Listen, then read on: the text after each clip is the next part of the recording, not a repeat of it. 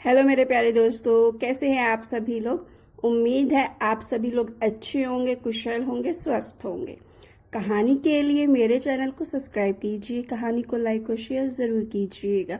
और कहानी कैसी लगी प्लीज़ कमेंट बॉक्स में ज़रूर बताइएगा। कहानी को लेकर कोई भी राय या सुझाव हो वो भी कमेंट बॉक्स में ज़रूर दीजिएगा। तो शुरू करते हैं आज की अपनी कहानी। मैं आज बहुत खुश हूँ क्योंकि आज मेरी पहली सैलरी आई है। अपने छोटे से शहर से मैं यहाँ अपनी पढ़ाई पूरी करने आया था। पापा तो चाहते थे कि मैं अपनी पढ़ाई पर ही ध्यान दूँ, लेकिन मैंने घर की हालात देखी है। पढ़ाई के साथ मैंने नौकरी भी की, घर का लोन भी है और पढ़ाई पूरी करने के बाद भी तो यही करना है। पार्ट टाइम एक जॉब ज्वाइन कर लिया जिसमें मुझे 12,000 रुपये मिल रहे थे। पहले महीने की सैलरी लिए रक्षाबंधन मनाने मैं अपने घर के लिए रवाना हुआ। घर जाने में मुझे 6 घंटे लगते हैं। ट्रेन का सफ़र रहता है। सैलरी के पैसे मैंने अपने पर्स में रखे थे। त्योहार का समय है, ट्रेन में जगह मिलना मुश्किल की बात है, लेकिन इन सब बातों को अब मैं मुसीबत नहीं मान रहा था, बल्कि इन सब के बावजूद मेरा मन खुश था। जेब में पैसे जो थे, पैसा पास में हो तो खुशी होती ही है। इस बात का मुझे आज एहसास हो गया था। ट्रेन का लोकल डब्बा पूरा भरा था। मेरा स्टॉप लास्ट स्टॉप था। कई स्टेशनों पर रुकती ट्रेन मज़े से चल रही थी। प्लेटफॉर्म पर उतरकर मैं भी मज़े लेते, कुछ खाते पीते हुए अपनी यात्रा कर रहा था। थोड़ी देर बाद ट्रेन में कुछ जगह हुई और एक सीट मुझे बैठने को मिल गई। खिड़की के पास की सीट थी तो बाहर की ठंडी गर्म हवा में मेरी आँख कब लग गई मुझे पता ही नहीं चला। करीब 2 घंटे बाद शोर के कारण मेरी आँख खुल गई। अभी मैंने समय देखा तो मेरा स्टेशन करीब 1 घंटे दूर और होगा। प्यास लगी। मैंने पानी की बोतल लेने के लिए अपनी पैंट की पीछे वाली जेब में हाथ डालकर पर्स निकालना चाहा। मेरी तो जैसे जान ही निकल गई। मेरा पर्स मेरी पॉकेट में नहीं था। मैं एकदम से खड़ा हो गया, नीचे ऊपर अपनी सारी पॉकेटों को चेक करने लगा। सीट के नीचे, बैग में, हर जगह देखा, लेकिन मेरा पर्स कहीं नहीं था। आस पड़ोस में खड़े और बैठे सबको भी पता चल गया था कि मेरा पर्स खो गया है। मैंने सबसे पूछा भी, लेकिन सभी का जवाब ना था।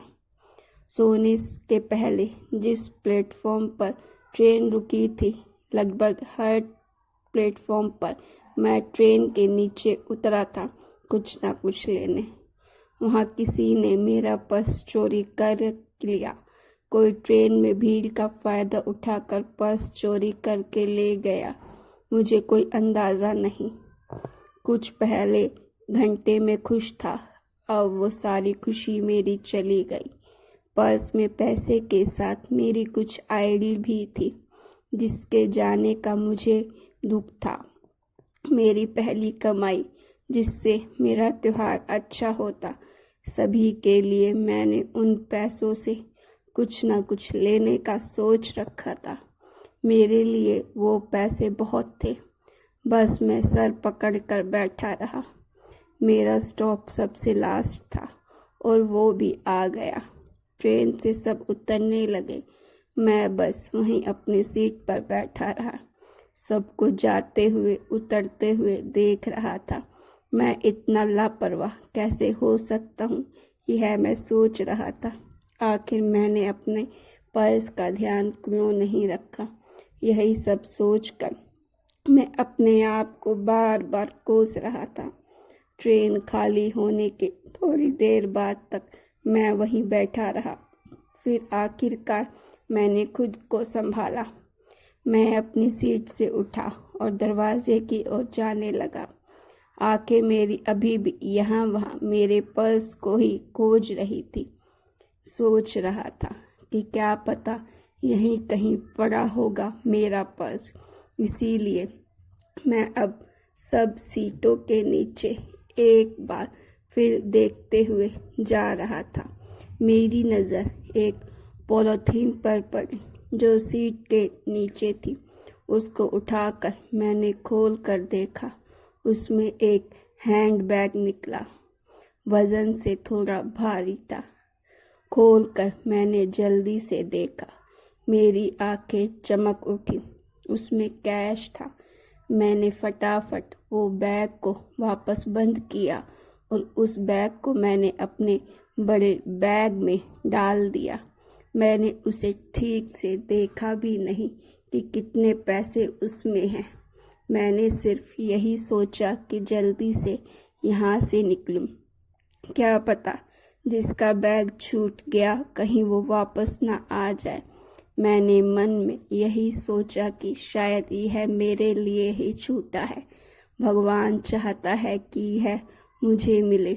इसमें इतने पैसे हैं कि मेरी और मेरे घर वालों की कुछ समस्या तो हल हो ही सकती है। अब मेरी खुशी का कोई ठिकाना न रहा। मैं अब पहले से भी ज़्यादा खुश था। बस मैं जल्दी से प्लेटफॉर्म से निकला और ऑटो करके अपने घर आया। घर आकर पहले मैं सबसे मिला, फिर कुछ समय सबके साथ बात की। फिर अकेले में जाकर मैंने अपना बैग खोला और उसमें से वो बैग निकाला। मैंने उसमें रखे पैसे निकाले। करीब 2 लाख रुपए उस बैग में थे। उसके अलावा एक पर्स। मैंने पर्स खोलकर देखना चाहा, लेकिन इतने में ही कोई बाहर से आवाज़ लगाने लगा, जिस कारण मैंने फिर उसे बंद कर दिया। रक्षाबंधन पर मैंने अपनी बहनों को अच्छे से गिफ्ट दिया। साथ ही मैंने यह भी सोच लिया था कि उन पैसों का मैं क्या करने वाला हूँ। इस बारे में मैंने घर पर कुछ नहीं कहा, सिर्फ मन ही मन मैंने प्लान बना लिया था। पापा के एक लोन की किश्त बाकी थी। मैंने उसमें से उन्हें बिना बताए 30,000 रुपये किश्त भर दी। बाकी के पैसों को भी मैं ऐसे ही इस्तेमाल करने वाला था। मैं बस 3 दिन की छुट्टी पर आया था। वापस जॉब और पढ़ाई के लिए लौटने का समय हो गया था। मैं वापस ट्रेन में बैठ गया। इस बार मेरे बैग के साथ उसमें वो छोटा बैग भी था, जिसमें करीब 1,60,000 रुपये थे। एक बार मेरा पर्स चोरी होने के बाद अब मैं ज़्यादा सतर्क हो गया हूँ। मुझे नहीं लगता कि अब मैं ऐसी गलती दोबारा करूँगा। मैंने अपना हाथ बैग से हटाया ही नहीं। प्लेटफॉर्म पर नीचे उतरते हुए भी मैं बैग को अपने साथ लेकर गया। करीब आधा सफ़र हो गया था। एक प्लेटफॉर्म पर गाड़ी रुकी। मैंने एक लड़के को जो चाय बेच रहा था बुलाया और बोला कि चाय दे। लड़के ने मुझे चाय भर कर दी और जैसे ही उसने मेरी तरफ देखा, वो बिना पैसे लिए, बिना कुछ बोले भागा। मैंने उसे आवाज़ लगाई कि भाई छोटू, कहाँ जा रहा है? अपने पैसे तो लेकर जा। पर वो भागा ही जा रहा था। कुछ मिनट बाद वो दिखाई देना बंद हो गया। शायद प्लेटफॉर्म के बाहर किसी दुकान में गया था। ट्रेन का समय हुआ, हॉर्न बजा। धीरे धीरे गाड़ी प्लेटफॉर्म से निकलने लगी। तभी वो लड़का फिर से दौड़ता हुआ मेरी खिड़की पर आया। बोला, भैया अपना पर्स लो। उसने मेरे हाथ में मेरा पर्स दिया। वो वहीं रुक गया और ट्रेन ने धीरे धीरे स्पीड पकड़ ली।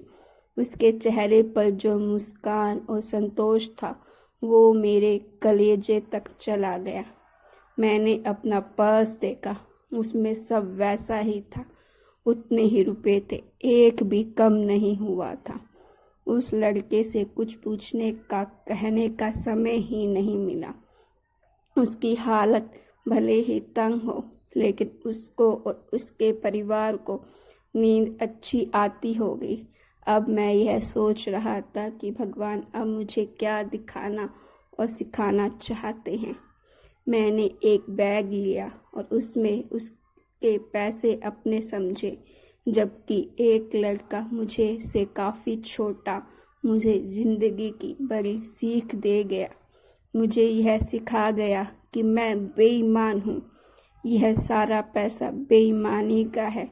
भले ही मैंने यह नहीं चुराया, लेकिन मैंने यह भी कोशिश नहीं की जानने की कि यह पैसा किसका है। एक लड़का मुझे बेईमान से ईमानदार बना गया। मैंने अपने कमरे में जाकर सबसे पहले उस बैग में देखा कि कहीं कुछ पता एड्रेस मिल जाए। उसमें एक पर्स था जिसमें एक एड्रेस मुझे मिला। मैंने उस पते उस बैग को भेज दिया। साथ ही एक चिट्ठी भी लगी जिसमें मैंने लिखा कि इसमें जितने पैसे कम हैं मैं अपनी सैलरी से वापस कर दूंगा। इस नोट के साथ मैंने अपना नंबर भी छोड़ा। मुझे नहीं पता था कि उनके लिए पैसों के लिए वो मुझे माफ़ करेंगे या नहीं, लेकिन अब मैं हर बात के लिए तैयार था। मुझ में ना जाने कैसे इतनी हिम्मत आ गई। कुछ दिनों में ही उनका फ़ोन आया। बुजुर्ग थे। उन्होंने कहा कि उनके हाथ से यह पैसा ना जाने कहाँ रह गया था। किसने कब लिया उन्हें भी नहीं पता चला। उन्होंने मुझे बहुत दुआ और आशीर्वाद दिया। कहा कि बचे पैसे वापस नहीं दूं तो भी चलेगा, लेकिन मुझे वो वापस देने हैं। पैसे और बैग मिलने की खुशी इस शांति के आगे कुछ भी नहीं थी। यह कुछ अलग ही थी। उस लड़के ने मेरी ज़िंदगी बदल दी। भगवान मुझे यह सीख देना चाहता था। तो गाइस, अगर स्टोरी अच्छी लगी तो लाइक